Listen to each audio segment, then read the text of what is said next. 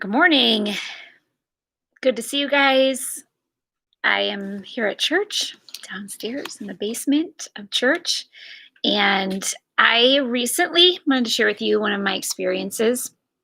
I had a friend who told me about um, a website where she would sell, you could sell old clothes, your clothes there on this website and make money off of your old clothes. And I love money making ventures. I love the possibility of making a little bit of spare money. And so I got really excited about selling some of my old clothes on this website. And so I got on, and you just make a little store and you take a picture and you upload a picture of your piece of clothing. And I started dreaming about how I would spend my extra money already. I already had plans, and was checking back the app like really regularly the first night because I thought these are going to go like hotcakes. These items, they're good. It's good stuff. I just don't need them. And nothing the first day, nothing the second day, the third. It's been weeks, and I have not sold one item. And apparently, there is not a hot market for my old clothes, which is very disappointing. Because now I got to figure out how to make that money. Not really, but anyways, I had some plans. Um, so people don't need my old clothes these days, but I know there is something that people are actually in the market for these days. That there is actually a hot market for something, and what I love about it is God told us, Jesus filled us in through His Word on what would still be in like fad and fashion, a hot market for what might be needed in our day. And in Hebrews 10, the author of Hebrews wrote this in verse 24 and 25, and he said, continue to meet together. Don't neglect meeting together. And when you get together, I want you to encourage each other all the more as you see the final day. There is something that when you get together, when you are connecting, and guys, even when we are connecting today in this, our own possible ways of getting together, that there is supposed to be kind of on the agenda of that meeting this one priority: encourage each other, give each other courage, because people need courage. Guys, here's the thing that will not go out of style, that there will always be a demand for deep in people's hearts, no matter if whatever, they don't need my old summer clothes, but people need courage. People around you need courage. Now, they might not look like they need courage to the visible eye, but this is one thing that is deep in the heart and in the soul of every person that you come in contact with. So I love this concept. I just wanted to look today, and I wanted to say, hey, listen, here is the agenda item that we are going to put to the top of the list. We're going to do first things first. We're going to give each other courage. And this is how we move towards unity that Jesus prayed for us as a church today. Again, we're not going to focus on what we can't do and how many people can meet and what it's like for, to be masked or unmasked. We're not going to focus on some of those external things. We're just going to say, well, here was the meat in the heart of what these meetings were supposed to be intended for: to give courage, to give courage. And so I would like us to think for a minute about courage and the fact that people need courage, but courage has this fruit that when you give courage, that it satisfies something in people around you, and it draws them close, it draws them closer.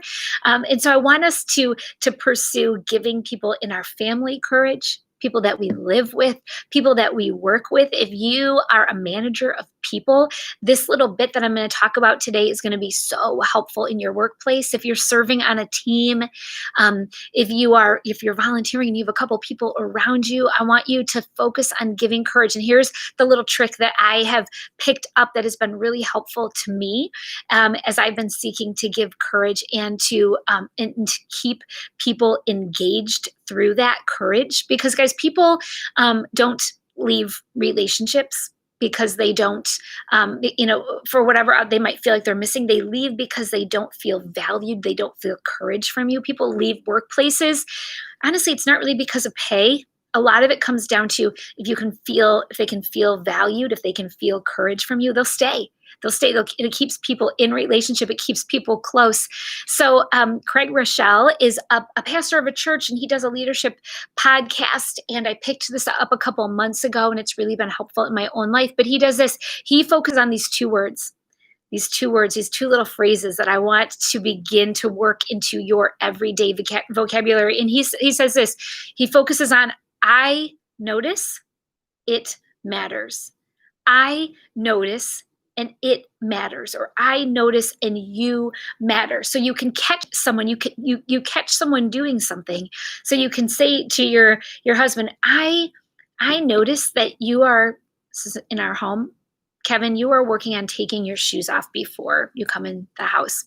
I notice that you are really working on that and you're making effort, and it matters because I feel heard.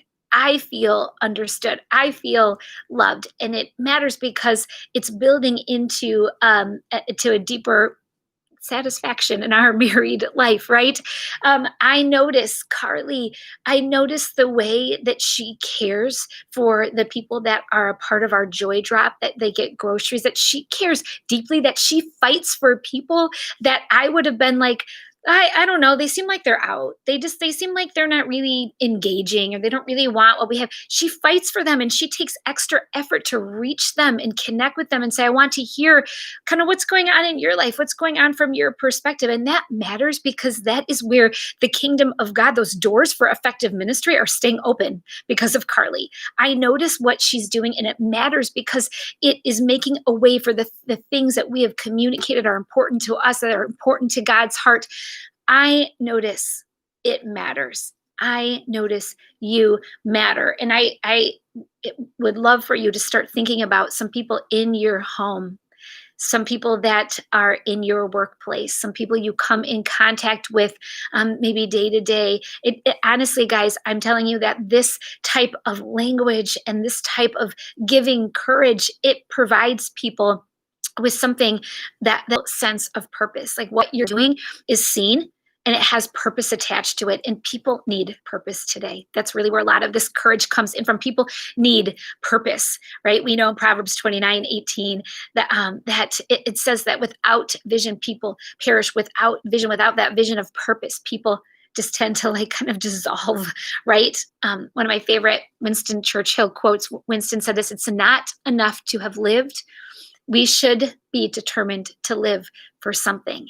And that's where that purpose, where people are like, this is why I live. And it's recognizing purpose in people. That's what really we're calling out of them.